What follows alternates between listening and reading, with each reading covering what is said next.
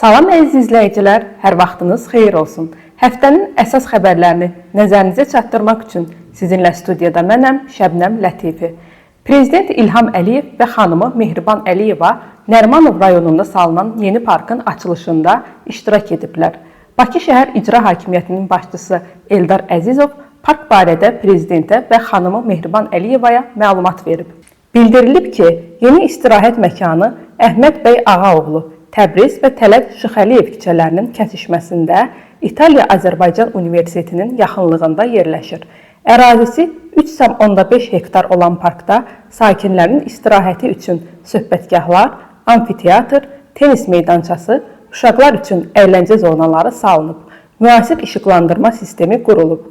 Burada həm sakit istirahət, həm də idmanla məşğul olmaq üçün bütün imkanlar yaradılıb. Danimarkanın paytaxtı Kopenhagen şəhərində Avropa Siyasi Birliyinin 7-ci zirvə toplantısı keçirilib. Prezident İlham Əliyev tədbirdə iştirak edib. Danimarkanın baş naziri Mette Frederiksen, Azərbaycan prezidenti İlham Əliyevi və zirvə toplantısında iştirak edən digər hökumət və dövlət başçılarını qarşılayıb. Prezident İlham Əliyev Kopenhagendə Ermənistanın baş naziri Nikol Paşinyanla görüşüb. Tərəflər Donald Trumpın təşəbbüsü ilə keçirilən Vaşinqton sülh sammitində əldə olunan razılığın əhəmiyyətini vurğulayıblar.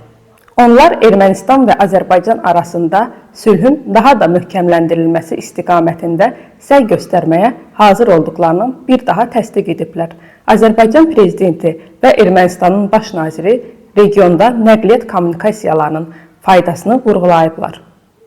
Əməkdar artist Cabir İmanov vəfat edib. O, Səbail rayonu Üzeyir Hacıbəyli küçəsində yerləşən idman zalında infarkt keçirdib. Hadisə yerinə təcili tibbi yardım briqadası çağırılsa da 49 yaşlı aktyorun həyatını xilas etmək mümkün olmayıb. Azərbaycanın sabiq Səhiyyə naziri Oqtay Şirəliyev vəfat edib. O, Şivalanda yaşadığı evdə 75 yaşında dünyasını dəyişib.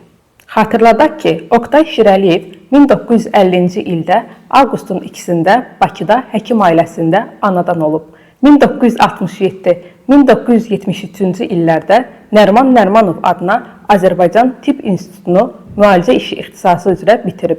O, 2005-2021-ci illərdə Azərbaycanın Səhiyyə naziri olub.